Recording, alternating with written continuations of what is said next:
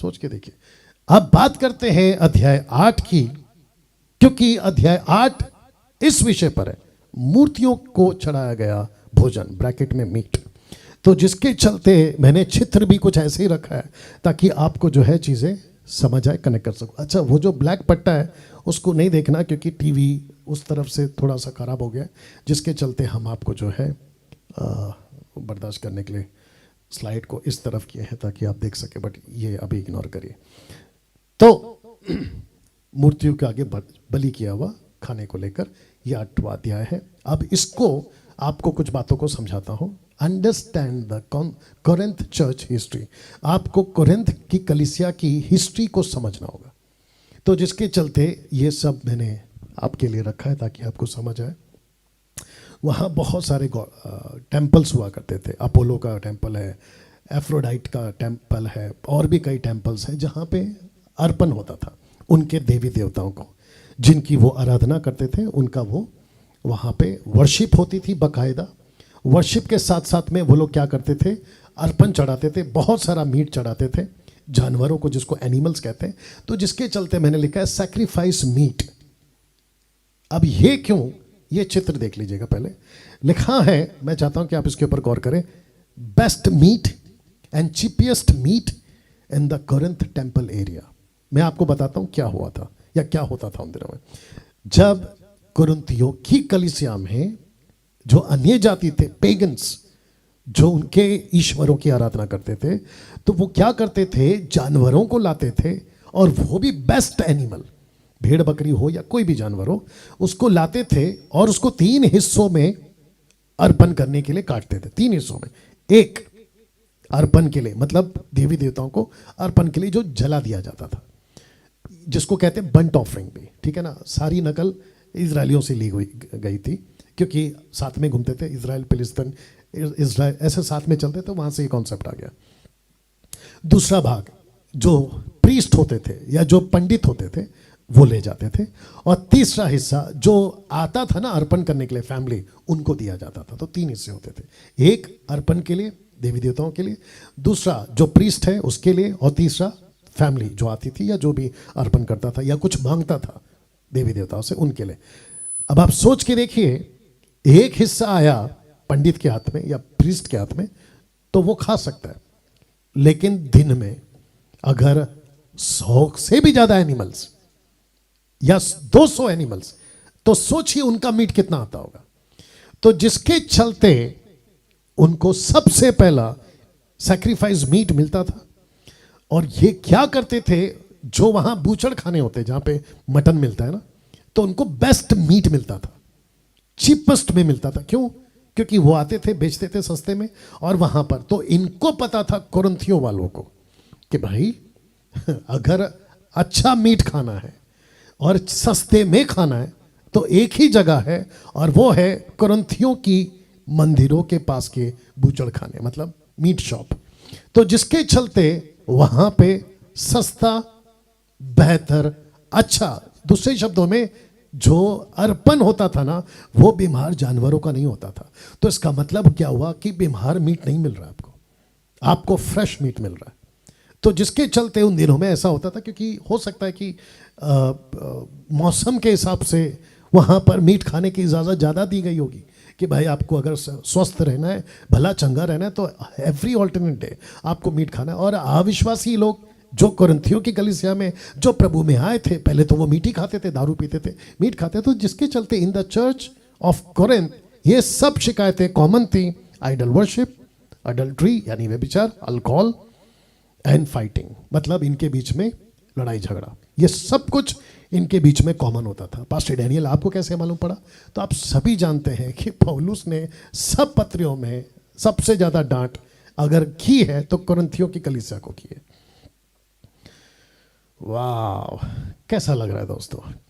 ये अभी तक का आपको मैंने ये बता दिया कि ये सिचुएशन था।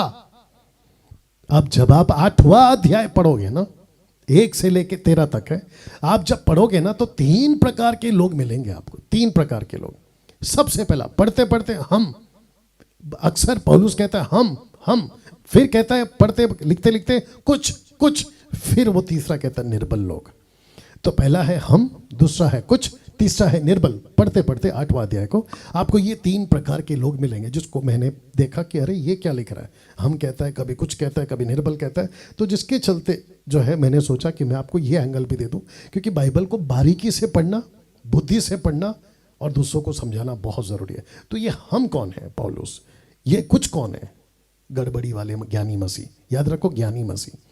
तीसरा निर्बल, ये कौन है, उद्धार पाए हुए नए लोग जिनको कुछ नहीं पता था क्या करना है क्या नहीं करना है।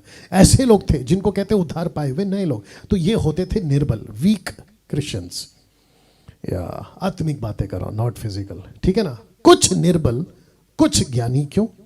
क्योंकि पौलुस को तो मैं रखूंगा नहीं इसके अंदर, क्योंकि पौलुस लेटर लिख रहा है, तो 2 ले लेता हूं, कुछ निर्बल कुछ ज्ञानी। क्यों? आइए बात करते हैं, समझते हैं। जो दूसरों को देखकर चलते थे या उनसे उनको सीख मिलती थी। अब ये बहुत गहरी बात है, मैं चाहता हूं कि आप लोग इसको ध्यान देंगे, ठीक है ना। 1 सेकंड दीजिएगा।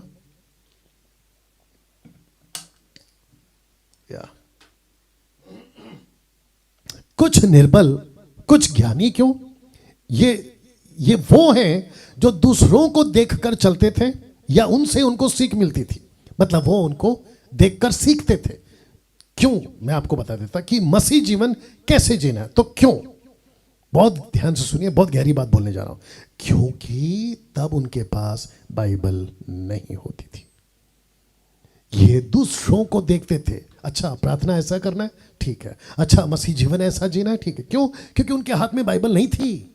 बाइबल तो 6th सेंचुरी में आई ना, 6वीं सदी में आई, ये तो पहली सदी की घटना है। तो पौलुस जब लिख रहा था या सेविकाएं कर रहा था, तभी पौलुस की पूरी किताबें एक साथ इकट्ठा करके लोगों में बांटी नहीं गई, ये तो 6वीं सदी में की गई। तो उस वक्त में जो निर्बल क्रिश्चियंस होते थे या जो अभी अभी प्रभु में आए हैं, जिनको ये पता होता था कि मीट आया कहां से, कौन सा मीट ये वाला मीट आया कहां से, इनको पता होता था कि ये मीट आया कहां से, ये मंदिर का मीट है, ये देवी देवताओं को अर्पण किया हुआ सैक्रिफाइस मीट है, सैक्रिफाइस मीट है ये।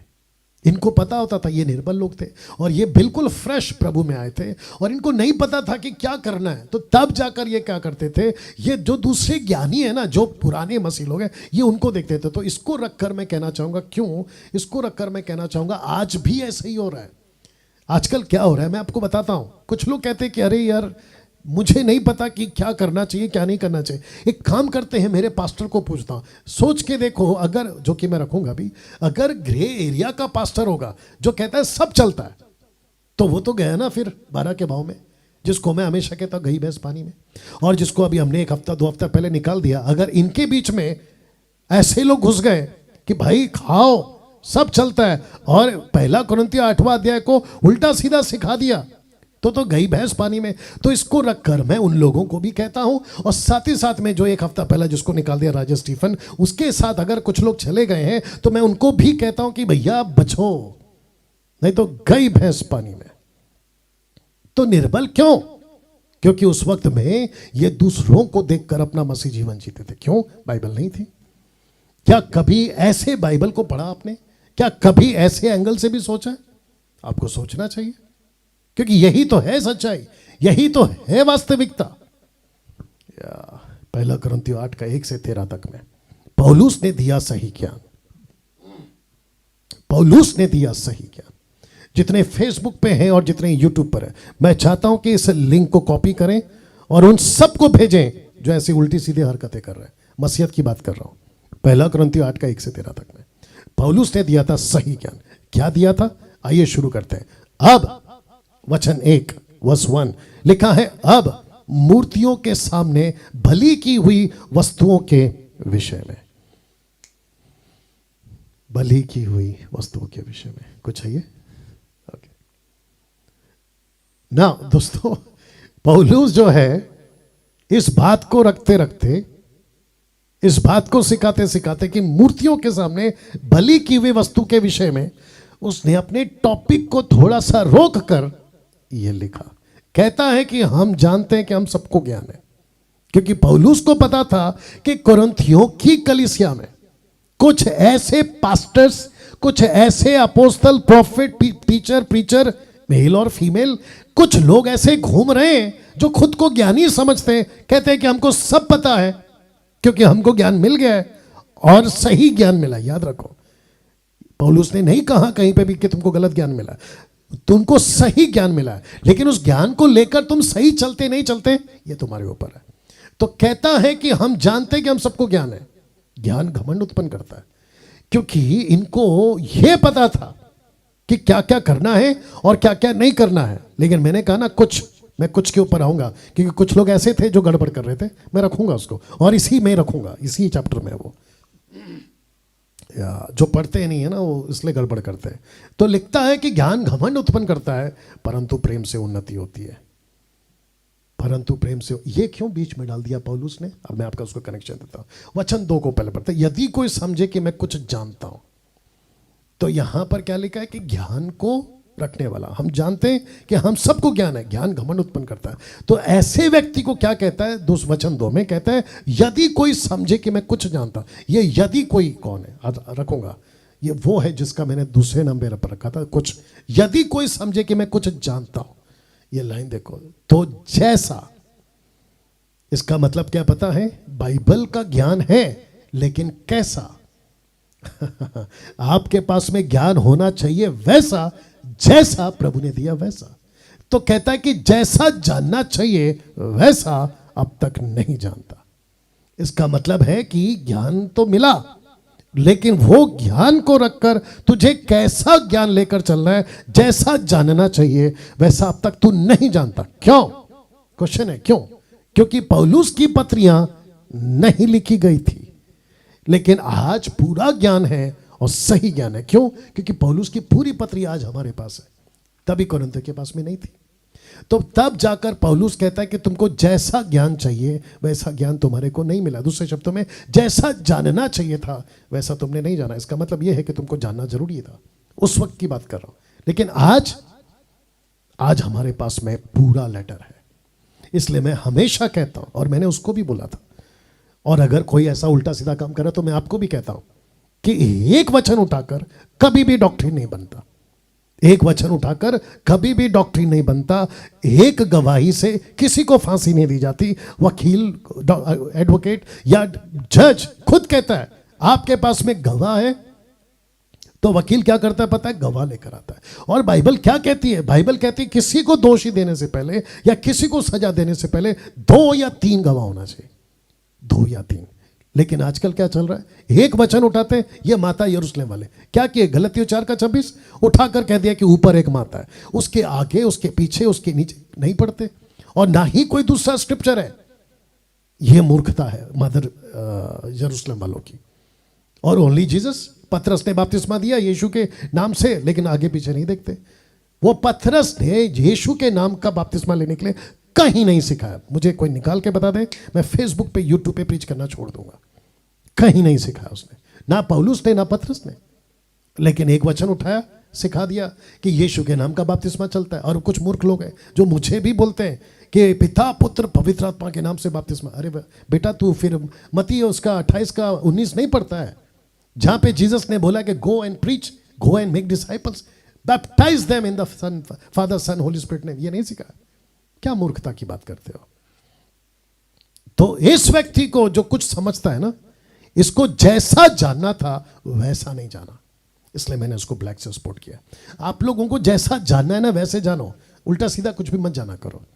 वचन 3, परंतु यदि कोई परमेश्वर से प्रेम रखता है तो परमेश्वर उसे पहचानता है। याद रखो, वो परमेश्वर को नहीं, परमेश्वर उसको पहचानता है। और इंग्लिश ट्रांसलेशन कहता है, but if anyone loves God he is known by God. मतलब परमेश्वर उसकी पहचान कराएगा। ओके, ये वो व्यक्ति है जिसको मैं पहचानता हूं। ये मुंबई का वो पास्टर है जिसको मैं पहचानता हूं। नागपुर का ये वो पास्टर है जिसको मैं पहचानता हूं। वैसे भारत का पूरा राज्य, विश्व, परमेश्वर ने पहचानना चाहिए। वाह! इसका अर्थ क्या है पास्टर डैनियल? इसका अर्थ है कि सेवा ऐसी मत करो कि परमेश्वर कहे आई नेवर न्यू यू, मैं तुझे नहीं जानता। ये देखो मत्ती 7:23, तब मैं उनसे खुलकर कह दूंगा कि मैंने तुमको कभी नहीं जाना। क्यों? क्योंकि तुमने परमेश्वर के ज्ञान को लेकर उल्टा सीधा सिखा दिया। तो जिसके चलते यहां पर लिखा है कि जैसा जानना चाहिए वैसा अब तक नहीं जाना। तो पहला कुरिन्थियों 8वां अध्याय को लेके जो भी व्यक्ति नाच रहा है उसको इतनी अकल नहीं है कि जैसा जानना था वैसा नहीं जाना। तो जिसके चलते मैंने ये आपको रीजन दिया कि क्यों लिखा है वचन 2 में, क्योंकि पौलुस की पूरी लेटर टोटल 13-14 लेटर कलीसिया के पास नहीं थी, जिसको आगे पौलुस एक्सप्लेन कर रहा है और आज मैं करूंगा, सब जगह से करूंगा। तो इस वचन के मुताबिक परमेश्वर उसे पहचानता है। क्या डंके की चोट पे जो परमेश्वर से प्यार करते हैं क्या ये कह सकते हैं कि यस मुझे परमेश्वर पहचानता है? बहुत ध्यान से पढ़ा करो, ऐसा नहीं लिखा है कि मैं परमेश्वर को पहचानता हूं, लिखा है कि परमेश्वर मुझे but if anyone loves God he is known by God. परमेश्वर उसको पहचानेगा। ऐसी सेवा करो कि परमेश्वर आपको पहचाने, या आपकी आइडेंटिटी परमेश्वर दे, आपको परमेश्वर कहे शाबाश। मेरा अगले संडे का टॉपिक गजब का है और मैं रखूंगा उसको, ठीक है ना, आने वाले हफ्ते में। तो नेक्स्ट हफ्ता मिस नहीं करना। मूर्तियों के सामने भली की हुई वस्तुओं को खाने के विषय में पौलुस वापस आता है वचन 2 और 3 को समझाकर। न्यू लिविंग ट्रांसलेशन कैसा है? So what about eating meat that has been offered to idols? What about eating meat? तो जो व्यक्ति था जिसको हमने निकाल दिया या उसके जैसे और भी लोग होंगे, तो मैं उनको बताना चाहता हूं कि यहां पे मीट की बात हो रही है, गोश्त मटन की बात हो रही है, प्रसाद की नहीं। प्रसाद की नहीं। और ये कौन सा मीट है? ये वो मीट है जो सैक्रिफाइस होता था और उसको लाकर मार्केट में बेचा जाता था। और जो उस वक्त के ज्ञानी थे जो उसको खाते थे वो ईसाई लोग थे, क्रिश्चियंस लोग थे। और वो क्रिश्चियंस थे जो अपना जीवन प्रभु को दे चुके थे। यहां पे अविश्वासी की बात नहीं हो रही है। और जो मीट खाते थे वो अविश्वासी नहीं थे। कमाल करते हो यार। हम जानते हैं कि मूर्ति जगत में कोई वस्तु नहीं है, एक को छोड़ और कोई परमेश्वर नहीं है। वाह, क्या स्टेटमेंट है नहीं पौलुस का। हम जानते हैं, ये हम कौन है? पौलुस कहता है कि हम जानते हैं कि मूर्ति जगत में कोई वस्तु नहीं है। तो इसका मतलब क्या करें? एक को छोड़ कोई और परमेश्वर नहीं है, इसका मतलब क्या करें? इस चीज को हम ग्रे एरिया में डाल दें। अरे मूर्ति कुछ नहीं है तो इसका मतलब है कि लाओ घर पे या फिर झुको उसके सामने। फिर शद्रक मेशक अबेदनगो को भी ये ज्ञान मिलना चाहिए था। बोला अरे जब कुछ नहीं है तो चलो ना, रखते ना। हद हो गई साहब। देखिए ये बात सच है कि मूर्ति किसी की भी आइडल कुछ नहीं कर सकती आपका। आपको उससे डरने की जरूरत नहीं है, आपको उससे घबराने की जरूरत नहीं है। अरे घर पे रख दूंगा तो है ना मेरा अपशगुन, ये वो श्राप XYZ। लेकिन इसका मतलब ये भी तो नहीं है ना कि जब वो कुछ नहीं कर सकती तो धड़ल्ले से लाते जाओ, रखते जाओ, कहीं पे भी रख दो और केयरलेस हो जाओ। नहीं, प्रभु को पसंद नहीं है। यही तो कहा था ना, परखो कि प्रभु को क्या पसंद है, देखो कि प्रभु को, वही तो बताया शुरू से। या वचन 5, यद्यपि आकाश में और पृथ्वी पर बहुत से ईश्वर कहलाते हैं, जैसा कि बहुत से ईश्वर और बहुत से प्रभु हैं। ये किसकी बात हो रही है? ये बात हो रही है लूसीफर की। इफिसियों 6वां अध्याय आपको पता होना चाहिए, जहां पे पौलुस कहता है कि आकाश में दुष्ट आत्माओं का राज है, प्रिंसिपैलिटीज, पावर आकाश में, मध्य आकाश में। इसकी टीचिंग अलग है।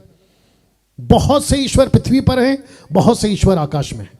बहुत से ईश्वर और बहुत से प्रभु, lord, but not capital, small letter. या ये आत्मिक बातें जिसको ज्ञान इस जगह पे तो पौलुस पूरा नहीं दे सकता। किसको? कुरिन्थियों को, क्योंकि वो कहता है तुमको तो अभी तक, तुम तो दूध पीने वाले बच्चे हो, जिसका जिक्र आप लोग पढ़े होंगे कुरिन्थियों की कलीसिया को लिखते वक्त में। वचन 6, तो भी हमारे लिए। ये कौन है? पौलुस लिखता है तो भी। यहां पे उसने ये नहीं लिखा निर्बलों या कुछ को, कहता है हमारे लिए। तो एक ही परमेश्वर है अर्थात पिता, जिसकी ओर से सब वस्तुएं हैं, जिसकी ओर से सब वस्तुएं। आपकी खेती किसकी है? प्रभु की है।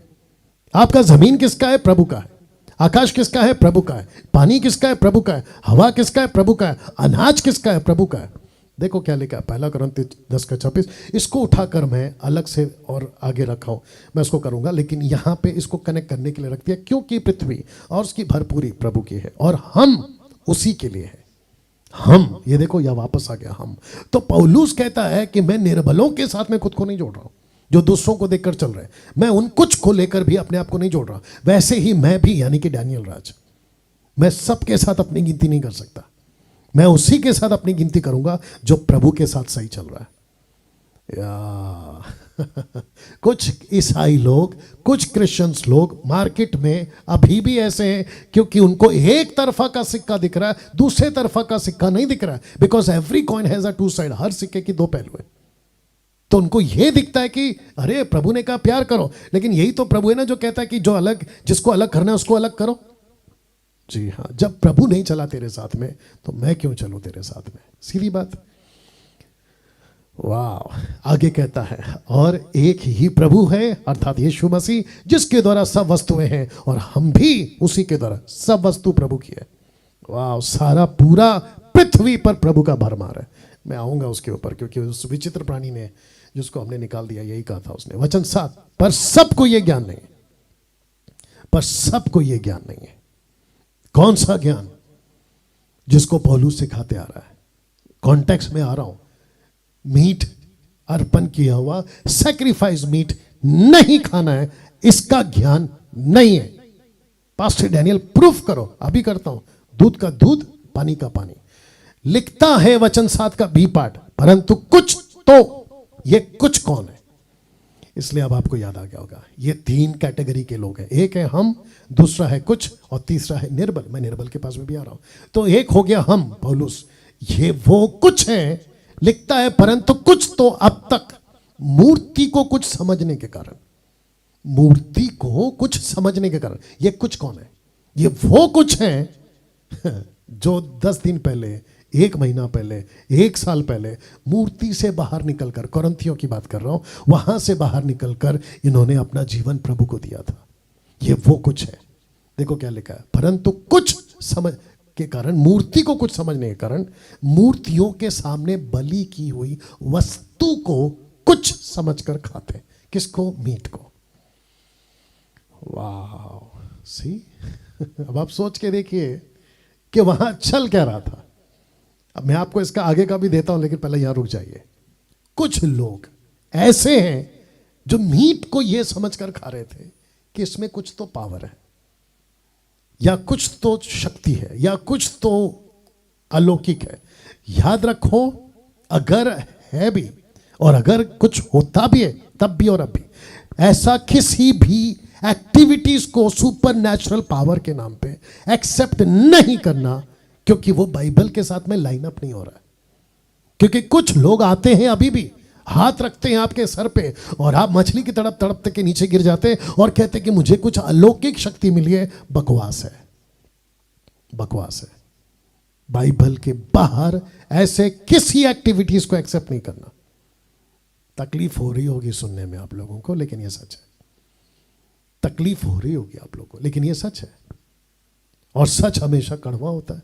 हाँ, वचन आगे कहता है, उनका विवेक निर्बल होने के कारण अशुद्ध हो जाता है। उनका जो विवेक है ना, मैंने क्या कहा था आपसे कि कुछ बातें लिखी है बाइबल में जिसको करना ही है, व्हाइट एरिया। कुछ बातें लिखी है बाइबल में जिसको नहीं करना है, ब्लैक एरिया। लेकिन कुछ बातें नहीं लिखी है जिसको आपको देखना है, क्यों? आपका ज़मीर जिंदा रहेगा तो। लेकिन यहां तो विवेक ही निर्बल है, आपका ज़मीर ही कमजोर है, तो फिर आप पकड़ोगे कैसे? आपके अंदर से आपकी अंतरात्मा आपको जगाएगी कैसे? और जिस प्राणी को हमने निकाल दिया उसका यही हालत है, उसका विवेक मरा हुआ है, उसको यह एहसास ही नहीं हो रहा है। मैं जब उसको पूछा क्या तू अभी भी खाएगा, वो कहता है यस। तब आप सोच के देखिए उसका विवेक कितना मर गया होगा। और लिखा है कि उनका विवेक निर्बल होने के कारण अशुद्ध हो जाता है। मैं आपको बताता हूं अशुद्ध क्यों। जानना चाहते हो? किसका मन, माफ करना, किसका विवेक निर्बल होने के कारण वो आदमी अशुद्ध हो गया है? जिसने कुछ समझकर खा लिया। किसको? मटन को। मार्केट में सस्ता है वो वजह नहीं है, मार्केट में अच्छा मीट मिल रहा है वो वजह नहीं है। लिखा है कुछ समझकर खा रहा हो, कुछ समझकर खा रहा हो, तो वो अशुद्ध क्यों हो गया? 1 कुरिन्थियों 10 का 20। लिखा है अन्य जाति, कुरिन्थियों की कलीसिया की बात हो रही है, अन्य जाति जो बलिदान करते हैं वे परमेश्वर के लिए नहीं करते, क्योंकि उनको लगता था, प्रेरितों की किताब 17वां अध्याय वचन 1 से, जब वो घूम रहा था ना तो उसने देखा वहां बहुत सारे पत्थर है, वहां बहुत सारे ईश्वर है, वहां बहुत सारे लोगों ने आराधना करने शुरू करी थी। वहां एक पत्थर था अनजाने ईश्वर के लिए, तो उनको ऐसा लगता था कि जो हम सैक्रिफाइस कर रहे हैं ये वही ईश्वर है जिसने पूरी दुनिया बनाई है। तब जाकर पौलुस कहता है कि नहीं, ये वो ईश्वर नहीं है जिसको तुम अर्पण चढ़ा रहे हो। कहता है कि अन्य जाति जो बलिदान करते हुए परमेश्वर के लिए नहीं परंतु दुष्ट आत्माओं के लिए बलिदान करते हैं, और मैं नहीं चाहता कि तुम दुष्ट आत्माओं के सहभागी हो। तो ये दुष्ट क्यों हो गया, अशुद्ध क्यों हो गया? ये वजह है, ये वजह है। दुष्ट आत्माएं क्या करती हैं आपको सबको पता है, मैं इसके ऊपर फिर कभी वीडियो बनाऊंगा, लेकिन मैं आपको बता दूं ओल्ड टेस्टमेंट में भी और उस वक्त के जो पेगन्स गॉड होते थे उस वक्त में भी उनको लगता था कि जो जानवर अभी अभी मरा है ना उसके अंदर कोई ऐसी आत्मा थी, दुष्ट आत्मा। आपको पता होगा जब यीशु मसीह ने दुष्ट आत्मा को निकाला, माफ करना, हाँ, जब दुष्ट आत्मा को निकाला तो वहां पे 2000 सूअर थे। उन्होंने कहा कि हमको भेजो। किसने कहा? दुष्ट आत्मा ने। हमको शरीर चाहिए, चाहे वो इंसान का हो या जानवर का हो, हमको शरीर चाहिए। लेकिन सूअर उनको बर्दाश्त नहीं कर सके क्योंकि 2000 सूअर थे और 6000 दुष्ट आत्मा। अब आप सोच के देखिए, एक एक सूअर में 3-3 दुष्ट आत्मा घुसे होंगे, तो एक नहीं बर्दाश्त कर सकते, 3 कहां से बर्दाश्त करेंगे? इसलिए सूअरों का माथा खराब हो गया। उन्होंने कहा कि हम नहीं बर्दाश्त कर सकते। इस दर्द को उन्होंने जंप कर दी, कहां से? पहाड़ से सीधा नीचे गिर गए। जिसको कहते हैं 2000 सूअरों ने एक ही दिन सुसाइड किया क्योंकि वो बर्दाश्त नहीं कर पाए। दर्द हुआ होगा, चीखे चिल्लाए। तो मटन के अंदर उनका ऐसा मानना था कि मटन के अंदर कोई स्पिरिट्स है, कोई दुष्टात्मा है, और होती भी थी। ऑब्वियस है, ये काली दुनिया का, काला जादू की दुनिया का ये स्टडी है जिसको मैं फिर कभी अगर लीड हुआ तो दूंगा। लेकिन इनको लगा कि कुछ तो है भाई इस मटन में, तो इसको खाओ। तो लिखा है कि कुछ खाने समझने के कारण उन्होंने खाया। और जब ऐसा हो रहा था, इसको पहला पढ़ लेते हैं। लिखता है कि दुष्ट आत्मा के सहभागी ना हो। 1 कुरिन्थियों 10 का 21 और 22 देखो क्या लिखा। तुम प्रभु के कटोरे और दुष्ट आत्माओं के कटोरे दोनों में से दोनों में से नहीं पी सकते, आप नहीं बिठा सकते। अर्पण किया हुआ चीज खाकर वो प्रभु भोज में नहीं बैठ सकता। अर्पण किया हुआ चीज मूर्ति के आगे मैं खाऊंगा और फिर उसको मैं ये कहूं कि तुम मेरे मसीह मंथन में लीडर बने रहो, मसीह मंथन के लोगों को लीड करो, मसीह मंथन के लोगों को प्रभु भोज दो, मैं अलाउड नहीं करूंगा। और यही वजह थी कि मैंने कहा तुम निकल जाओ, या उसको निकाला गया। इस वजह से लिखा है प्रभु के कटोरे और दुष्ट आत्माओं के कटोरे दोनों में से नहीं पी सकते। तुम प्रभु की मेज, दुष्ट आत्माओं की मेज, दोनों के साझी नहीं हो सकते। क्या हम प्रभु को क्रोध दिलाते हैं? क्या हम उससे ज्यादा शक्तिमान हैं? सी। और साथ ही साथ मैं ये भी कह देता हूं, जितने भी मसीह मंथन के लोग अगर सुन रहे हैं, और खास करके पास्टर्स, लीडर्स, ऑनलाइन प्रीचर, मैं एक जनरल स्टेटमेंट दे रहा हूं, मैं किसी को टारगेट नहीं कर रहा हूं। अगर मुझे पता चला कि ऐसे लोगों के साथ आपकी संगति है, और जिसको मैंने निकाल दिया, ऐसे लोगों के साथ आपकी संगति है, राजेश स्टीफन की बात कर रहा हूं, या उसके जैसे कोई और अगर अभी भी ग्रुप में, और हमको पता चला, हम आपको रिमूव कर देंगे, आपको रिमूव किया जाएगा ग्रुप से।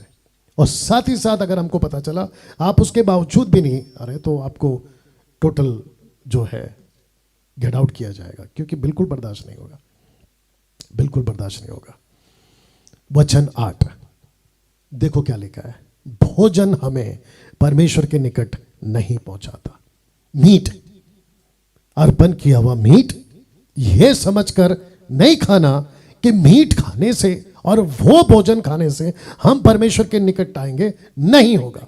यदि हम ना खाएं तो कुछ हानि नहीं, और यदि खाएं तो कुछ लाभ नहीं।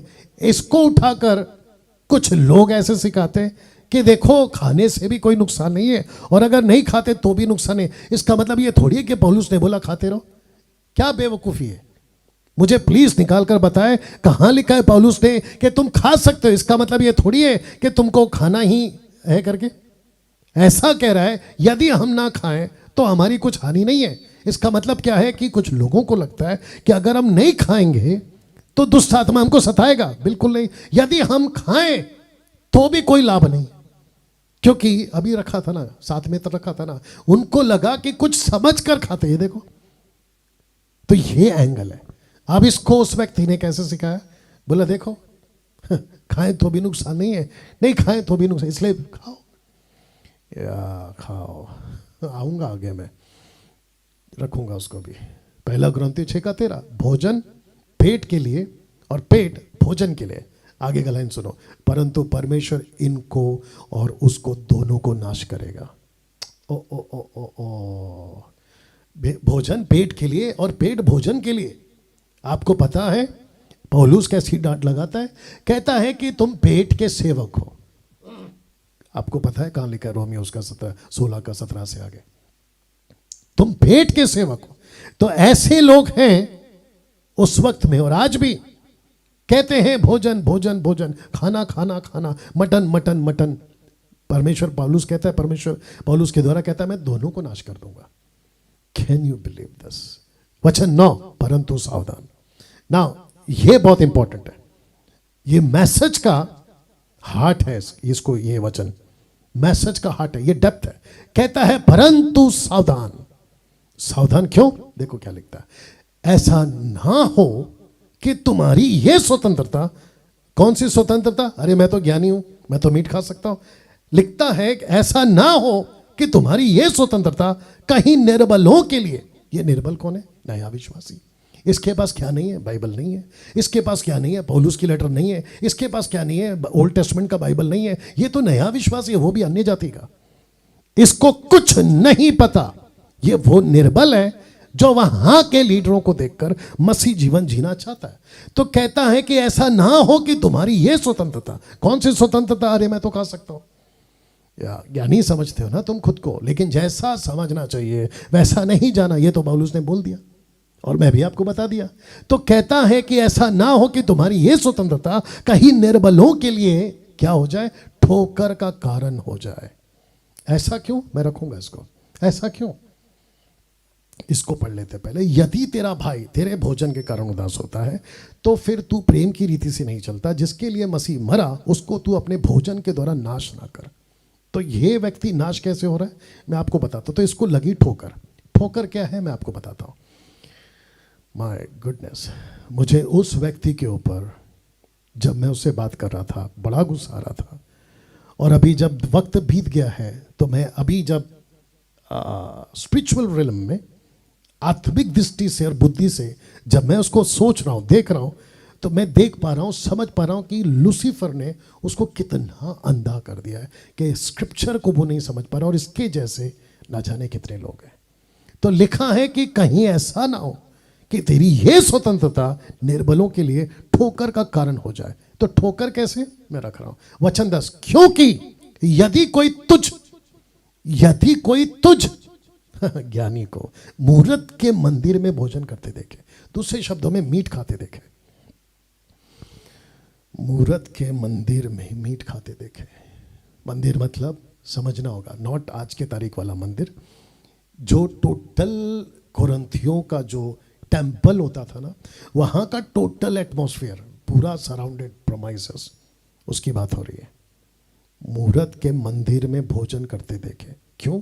ज्ञानी है ना तू, तुझे तो स्वतंत्रता मिली है। देखो, तुझे तो स्वतंत्रता मिली है, तूने तो ज्ञान हासिल कर लिया। लेकिन कैसा ज्ञान? जैसा ज्ञान चाहिए था वैसा नहीं।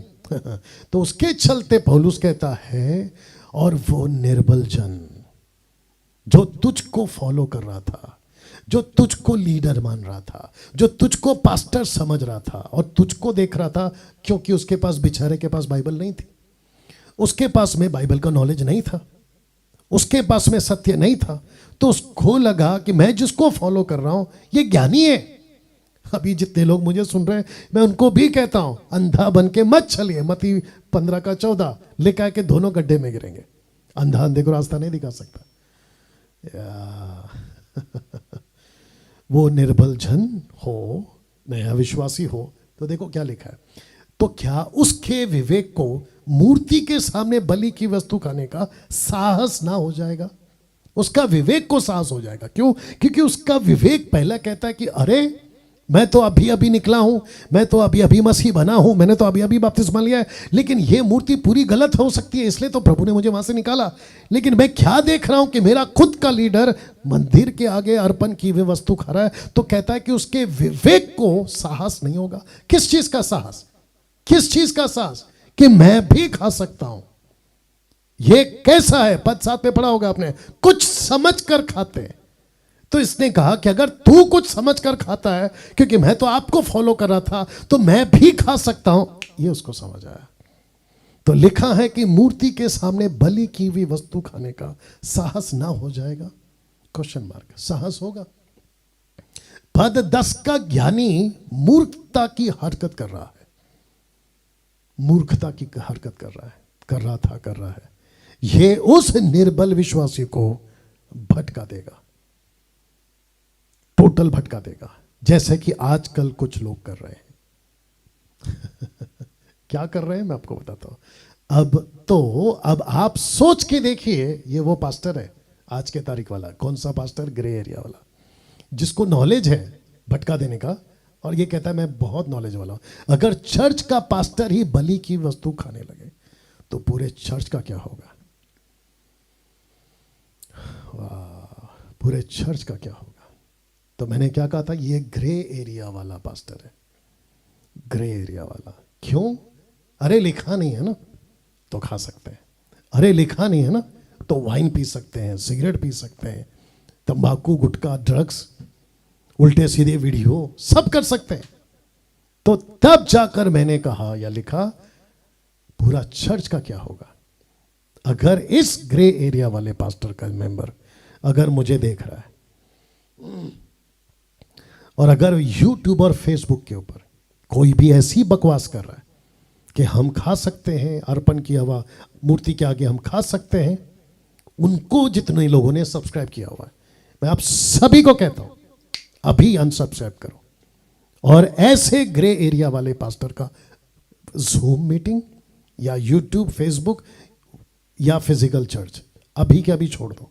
उसको कॉल करके बोलो, बॉस मैं तो भटक रहा था, मुझे तो साहस हो गया था, ये देखो मुझे तो साहस हो रहा था, मतलब मुझे ऐसा लगा मैं भी खा सकता हूं, क्योंकि जब आप खा सकते हैं तो मैं भी खा सकता हूं। Can you believe this? तो पद 10 का ज्ञानी, जिसको लगा कि मैं खा सकता हूं, मूर्खता की हरकत कर रहा है। यह उस निर्बल विश्वासी को भटका देगा, जैसा कि आजकल कुछ लोग कर रहे हैं। तो अब आप सोच के देखिए, अगर चर्च का पास्टर ही बलि की हुई वस्तु खाने लगे तो पूरे चर्च का क्या होगा? तो ये ग्रे एरिया वाला पास्टर को जितनी जल्दी हो सके छोड़ दीजिए, कहीं का भी हो। मुझे जितने लोग देख रहे हैं मैं उन सबको कहना चाहता हूं, अपने चर्च के पास्टर को चेक करो क्या सिखा रहे हो। वचन 11, इस रीति से तेरे ज्ञान के कारण वह निर्बल भाई जिसके लिए मसीह मरा, वो भाई नष्ट हो जाएगा, वो नष्ट हो जाएगा। क्यों? गलत ज्ञान के कारण एक जन नष्ट हुआ। यस और नो? अब आप सोच के देखिए, यहां अविश्वासी की तो बात ही नहीं हो रही है, यहां बात हो रही है विश्वासी की। इस रीति से तेरे ज्ञान के कारण वह निर्बल भाई जिसके लिए मसीह मरा नष्ट हो जाएगा। तो जिसको हमने अभी 1 हफ्ता 1.5 हफ्ता जो भी है निकाल दिया, उसको इसलिए निकाल दिया ताकि वो किसी को नष्ट ना कर सके। हां, अगर कोई उसके चक्कर में भटक गया है तो लौटकर वापस आओ, नहीं तो गई भैंस पानी में। अब इसको देखें, और यहां इस पास्टर की वजह से पूरा का पूरा चर्च नष्ट हुआ है। जैसे यहां पर यह नष्ट हो गया, वैसे इसकी वजह से इसका पूरा चर्च नष्ट हो गया। पता है क्यों? क्योंकि ये कहता है ग्रे एरिया वाला पास्टर, ये कहता है कि बाइबल में कुछ कुछ चीजें लिखा नहीं है, इसलिए आओ हम थिएटर जा सकते हैं, हम पिक्चर जा देख सकते हैं, हम अपने मोबाइल में पिक्चर के गाने सुन सकते हैं। शादी हो रही है, क्रिश्चियन शादी, उस पर पिक्चर के डीजे बज रहे हैं, पिक्चर के गाने के डीजे बज रहे हैं। अब आप सोच के देखिए क्या मूर्खता है। तो वो नष्ट और उसके चक्कर में बाकी नष्ट। तो पूरा चर्च भली की हुई मांस खाने लगा इसकी वजह से।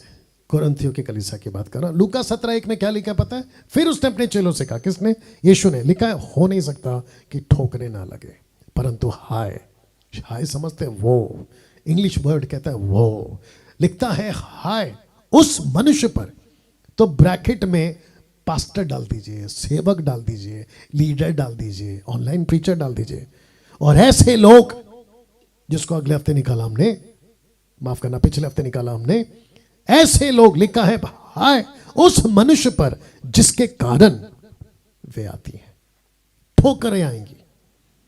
और डैनियल राज 2 साल से क्या कर रहा है? यही तो कर रहा है। मैंने अभी, जिसको मैं समझता 50,000 लोग मात्र 7 दिन में 50,000 के वो वीडियो को हो गया देखकर। अभी कौन सा टॉपिक? दशमांश। मैंने 3 रीजन दिए, उसके बावजूद कुछ लोगों को समझ में नहीं। कितने अंधे, आंख के नहीं बुद्धि के, आप ही पता लगा लो। तो मैं एक स्टेटमेंट जो आगे अच्छे से दूंगा, लेकिन अभी यहां कह देता हूं, अगर व्यवस्था के तरीके से चलना है, क्योंकि दशमांश व्यवस्था का एक्ट है, पार्ट ऑफ लॉ है वो, तो जो दशमांश देता है उसको पहले यहूदी बनना होगा, और जो दशमांश लेता है उसको भी यहूदी बनना होगा। और यहूदी बनने के लिए एक ही तरीका है, खतना कराओ। जा बेटा, करा क्या? थोड़ा अकल का इस्तेमाल किया करो। मैंने बिल्कुल साफ कहा है, चर्च को पैसा चाहिए, लेकिन दशमांश के नाम पे लूट नहीं चाहिए। किसी को डरा कर पैसे मत लो। और प्रभु खुद कहता है निर्गमन 25:1 में, जो अपनी मर्जी से दे उसी से भेंट लेना, क्योंकि परमेश्वर को अपना मंदिर बनाना था। तो परमेश्वर कहता है कि मेरा मंदिर किसी के लालच की वजह से नहीं बनेगा और किसी के डराकर पैसे लेने से नहीं बनेगा। मेरा मंदिर मर्जी से बनेगा। आपका चर्च भी है ना, चर्च का बिल्डिंग या जो भी है, परमेश्वर को खुशी से जो देता है उससे बनाइए ना। आपकी ताकत है तो बनाओ, नहीं ताकत है तो मत बनाओ। भीख मांगते क्यों बैठते हो? या मेरे प्रचार में मैं हमेशा कहता हूं, जिसको लगता है वही दे, और वो भी मर्जी से दे। ठोकरें लगेगी साहब। आजकल मार्केट में ठोकर देने वाले बहुत पैदा हो गए हैं, जो सिखाते हैं कि सब चलता है, ग्रे एरिया वाले जो सिखाते हैं कि सब चलता है। तो ये जो पैदा हो गए हैं ना, आपको इनसे बचाने के लिए मैं ऐसे वीडियो बनाते रहता हूं, और याद रखो मैं आगे भी बनाते रहूंगा। और आपको एक अच्छी खबर दे देता हूं बीच में। अच्छी खबर यह है कि मसीह मंथन बैठक का ऑफिस मिल चुका है। मसीह मंथन बैठक का ऑफिस का चाबी मेरे हाथ में आ चुकी है, और वो आई थी कल, यस्टरडे, सैटरडे, ठीक है ना। बहुत जल्दी उसका इंटीरियर का काम करके मैं आपको उसकी बाकायदा वीडियो बनाकर, और वहीं से, जैसे अभी मैं यहाँ से आ रहा हूँ, मैं वहाँ से आपके लिए लाइव आया करूँगा। ये बीच में मेरे को लगा बोल देना था, बोल दिया। वचन 12 सेकेंड लास्ट वर्ड है ये। आज बहुत टाइम हो रहा है, मुझे पता है। इस प्रकार भाइयों के विरुद्ध अपराध करने से और उनके निर्बल विवेक को चोट पहुंचाने से तुम मसीह के विरोध अपराध करते हो। तो उस व्यक्ति ने, जिसको हमने एक हफ्ता पहले निकाल दिया, या उसके जैसे यूट्यूब पे भी कुछ लोग हैं जो कहते हैं कि अर्पण की हुई, मंदिर की बात कर रहा हूं, अर्पण की हुई प्रसाद, अर्पण भली खा सकते हैं, बोलता है प्रार्थना करो और खाओ। क्या मूर्खता है और क्या बेवकूफी है। मैं क्राइस्ट फॉलोवरों की बात कर रहा हूं। कहता है कि तुम मसीह के विरुद्ध अपराध करते हो। तो जिसने ये टीचिंग दी थी ना, राजेश स्टीफन ने, जिसको हमने एमएबी से निकाल दिया, वो कहता है कि हम खा सकते हैं। तो फिर वो किसका विरोधी है? मसीह का। अगर वो यीशु का विरोध कर रहा है और वो मसीह का विरोधी हो गया है और मसीह के विरोध अपराध कर रहा है, तो मैं उसको एमएम में क्यों रखूं? उसको भी नहीं, और ऐसे वालों किसी को भी नहीं रखूंगा। मसीह मंथन खोला है हमने, तमाशा के लिए नहीं खोला है। मसीह मंथन बैठक का मतलब है खरी शिक्षा। इसमें किसी प्रकार का कोई कॉम्प्रोमाइज हम नहीं करेंगे। ना दारू चलेगा, ना सिगरेट चलेगा, ना उल्टी सीधी वीडियो देखने वाले चलेंगे, ना एक्स्ट्रा मैरिटल अफेयर करने वाले चलेंगे, ना किसी प्रकार का कोई व्यभिचार, दारू पीने वाला मसीह मंथन में नहीं रहेगा। ये बात आप ध्यान रखिएगा। इसको मैं फिर पढ़ रहा हूं, फिर आखिरी में खत्म करूंगा। इस प्रकार भाइयों के विरुद्ध अपराध करने से, उनके निर्बल विवेक को चोट पहुंचने से तुम मसीह के विरुद्ध अपराध करते हो। इस कारण therefore, इस कारण मतलब अब ये कंक्लूजन दे रहा है कौन? पौलुस 8वें अध्याय का। कहता है इस कारण, मतलब सब कुछ बोल दिया, अब सुनो। कहता है इस कारण therefore, यदि भोजन मेरे भाई को ठोकर खिलाए, बहुत ध्यान से पढ़ना, बहुत ध्यान से सुनना, और ये वीडियो उन तक भी पहुंचाओ जो ये शिक्षा को मानते हैं कि हम अर्पण की हुई वस्तु खा सकते हैं, उन तक भी पहुंचाओ। कहता है यदि भोजन मेरे भाई को ठोकर खिलाए तो मैं कभी किसी रीति से मांस ना खाऊंगा। बलि किया हुआ मांस नहीं खाऊंगा। तो पौलुस ने कहां लिखा कि खाओ? निर्बल व्यक्ति को ठोकर लगी उस मूर्खता के ज्ञान की वजह से। तो उसकी मूर्खता का ज्ञान मैं मसीह मंथन में क्यों लेकर आऊं? उसकी मूर्खता का स्टडी मैं मसीह मंथन में क्यों लेकर आऊं? और जो ऐसे मानते हैं मैं उसको मसीह मंथन में क्यों रखूं? या इसलिए तो निकाल दिया। ना हो कि मैं अपने भाई के लिए ठोकर का कारण बनूं। अब ये मैं कौन है? ये पौलुस है। कहता है कि तुम मैं पौलुस नहीं खाएगा। पौलुस कहता है मैं तो नहीं खाऊंगा।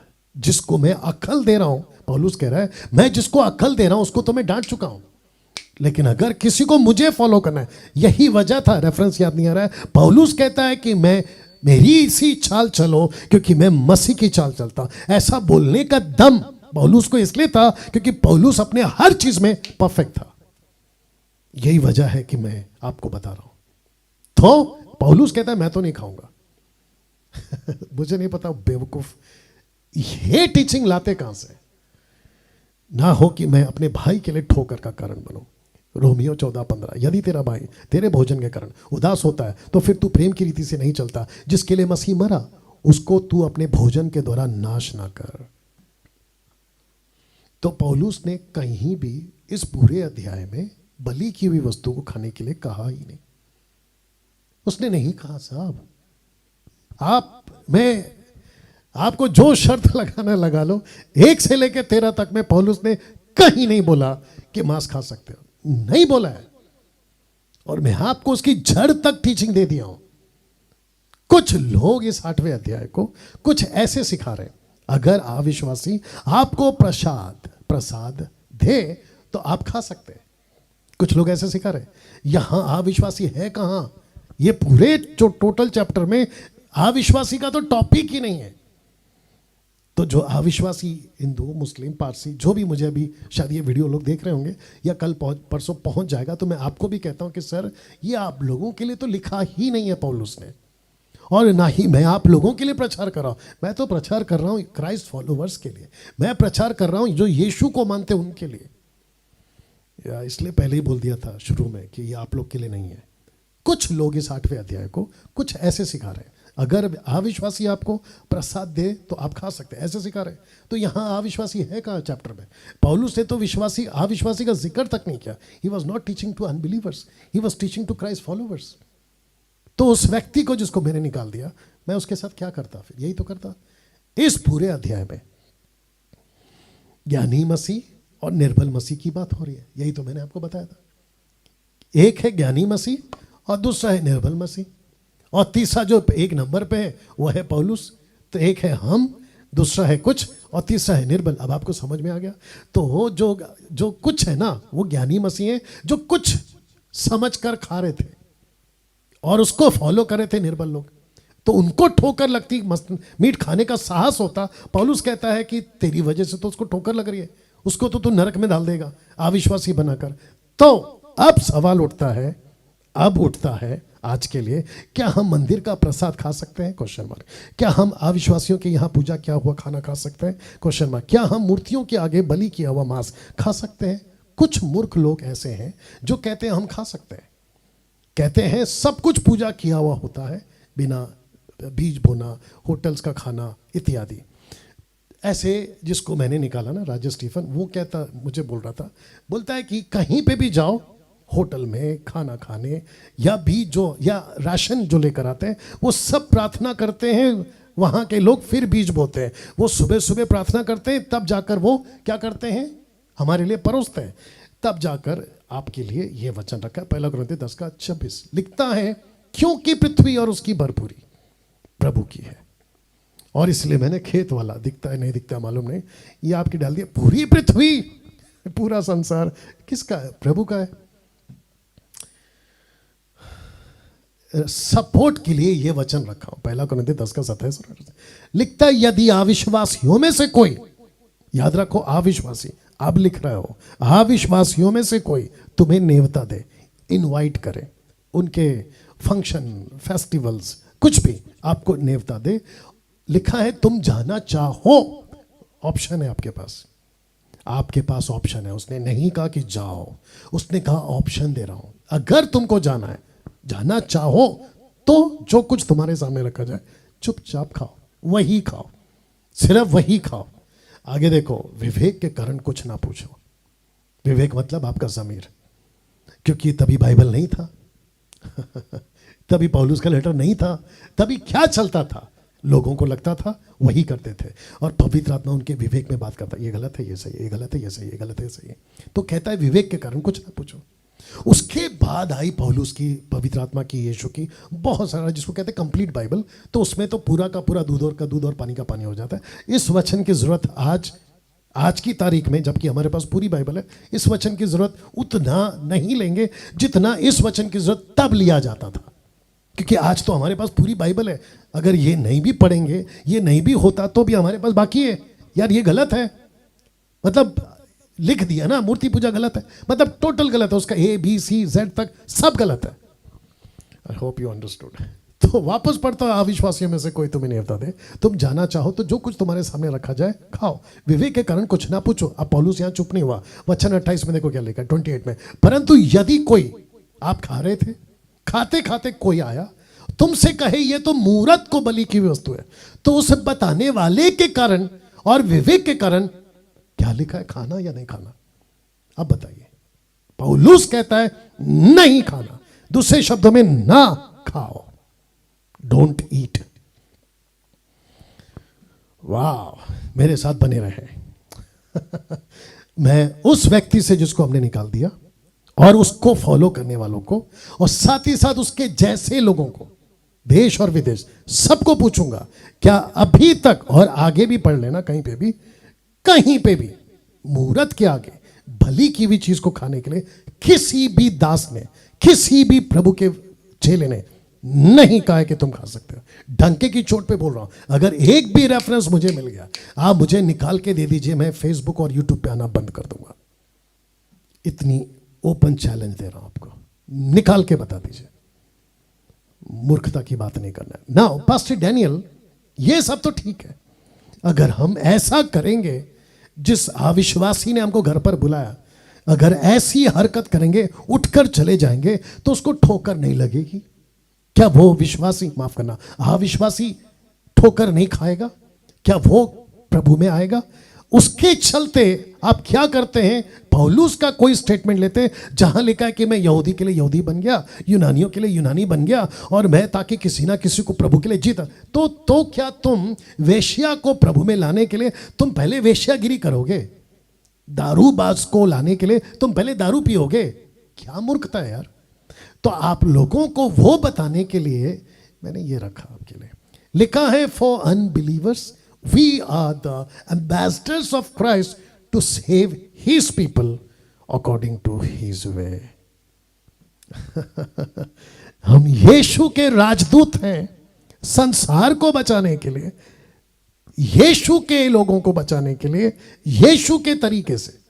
वापस पढ़ दूं, for unbelievers we are the ambassadors of Christ to save his people according to his way. कैसा लगा? हाँ, क्योंकि कुछ लोग बोलते हैं अरे नाश हो जाएगा, अरे उसको ऐसा बोलेंगे तो ठोकर खाएगा, अरे वो कल को चर्च में नहीं आएगा। हे मेरे भाई, तुम इस पृथ्वी पे राजदूत हो, यीशु के राजदूत हो। यीशु के राजदूत को यीशु के लिए लोगों को बचाना है, लेकिन तरीका किसका? यीशु का, यीशु का। You understand? कुछ लोग ग्रे एरिया में ना, यू अंडरस्टैंड ना, ग्रे एरिया, ग्रे एरिया को राख भी बोलते हैं। मुर्दे कहाँ जलते हैं? राख में, आग में, राख में। जी, 2 कुरिन्थियों 5:18-20 लिखा है, सब बातें परमेश्वर की ओर से। इसका कनेक्शन दे रहा हूं, देखो क्या लिखा है, जिसने मसीह के द्वारा अपने हाथ साथ हमारा मेल मिलाप कर लिया और मेल मिलाप की सेवा हमें सौंप दी है। अर्थात परमेश्वर ने मसीह में होकर अपने साथ संसार का मेल मिलाप कर लिया, अपने उनके अपराधों का दोष उन पर नहीं लगाया, उसने मेल मिलाप का वचन हमें सौंप दिया। तो हमको क्या करना है? ओके, मैं समझा देता हूं। पास्टर डैनियल, हम यीशु के राजदूत हैं, ये बात सही है, लेकिन यीशु के राजदूत को किसका वचन लेकर चलना है? मसीह का, उसके राज्य का। तो आपकी जो टीचिंग है वो किसकी होगी? यीशु की। आपका डॉक्ट्रिन किसका होगा? यीशु का। आपका तरीका किसका होगा? यीशु का। मैंने यही तो लिखा है ना, we are the ambassadors for unbelievers, we are the ambassador of Christ to save his people according to his way. यही तो लिखा है, उसने अपना वचन हमें दिया।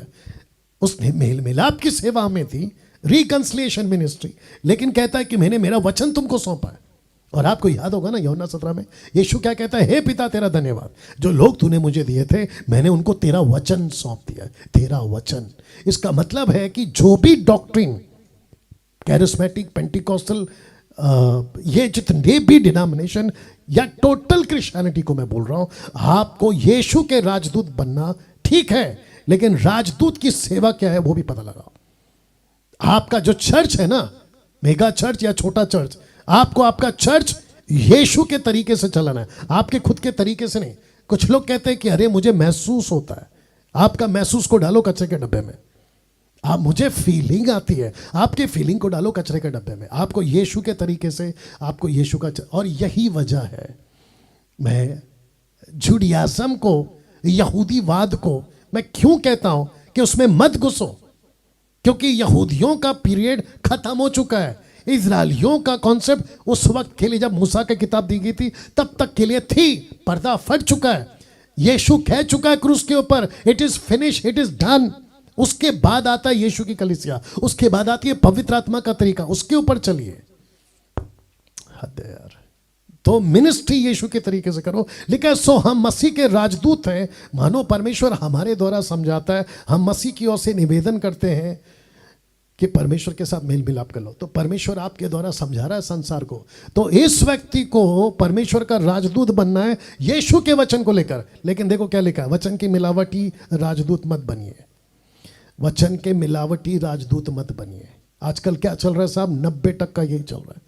बोला चर्च चलाना है, लोगों को ठोकर ना लगे। अगर मैं कड़क प्रचार करूंगा तो अगले संडे से कौन चर्च में आएगा। एक गोवा का आदमी है, नाम नहीं बताऊंगा, पहले वो एमएमबी का था, उसकी वजह से मैंने उसको भी बोला भाई नमस्ते, अभी वो नहीं है हमारे साथ। कहता है कि पास्टर डैनियल, अगर आपके जैसा कड़क प्रचार करेंगे तो चर्च में आएगा कौन।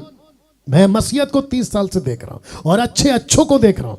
उनका चर्च अभी कैसा है मैं वो भी जानता हूं, और कितना कॉम्प्रोमाइज के साथ चला रहे वो भी जानता हूं। क्या बकवास करते हो तुम लोग। वचन की मिलावटी राजदूत मत बनिए। जैसा बुलाया है, जैसा कहा है ना प्रचार करने, वैसा ही करे। यही वजह है मैं दशमांश के कॉन्सेप्ट को क्लियर करते रहता हूं, वर्शिप के कॉन्सेप्ट को क्लियर करते रहता हूं, टंग्स के कॉन्सेप्ट को क्लियर करते रहता हूं। यही वजह है पवित्र आत्मा के कॉन्सेप्ट को क्लियर करते रहता हूं। यही वजह है 15-15 हजार में तुम अपने आप को बेच रहे हो प्रार्थना के नाम पे। तुम कहां के राजदूत हुए? तुमने गलत तरीके से भीड़ तो इकट्ठा कर ली, लेकिन क्या तुमको परमेश्वर पहचानता है? आजकल ज्यादा नारा क्या लग रहा है, परमेश्वर का दास है, परमेश्वर का दास है। देखो कितना फेमस है। अरे भाई, परमेश्वर कब बोले तब तुम परमेश्वर के दास हो। परमेश्वर तुमको कहना चाहिए यस आई नो डैनियल राज। परमेश्वर कहना चाहिए yes I know so and so. हद हो गई साहब। इब्रानियों 12 का 28 और 29 मैं समाप्ति पे आ गया हूं। इस कारण हम इस राज्य को पाकर जो हिलने का नहीं, उस अनुग्रह के हाथ से जाने ना दे, जिसके द्वारा हम भक्ति भय सहित परमेश्वर की ऐसी आराधना कर सकते हैं जिससे वो प्रसन्न होता है, क्योंकि हमारा परमेश्वर भस्म करने वाली आग है। जितने देख रहे हैं मैं अप्रिशिएट करता हूं। आप लोग कम से कम 2 घंटे से मेरे साथ बने हुए हैं।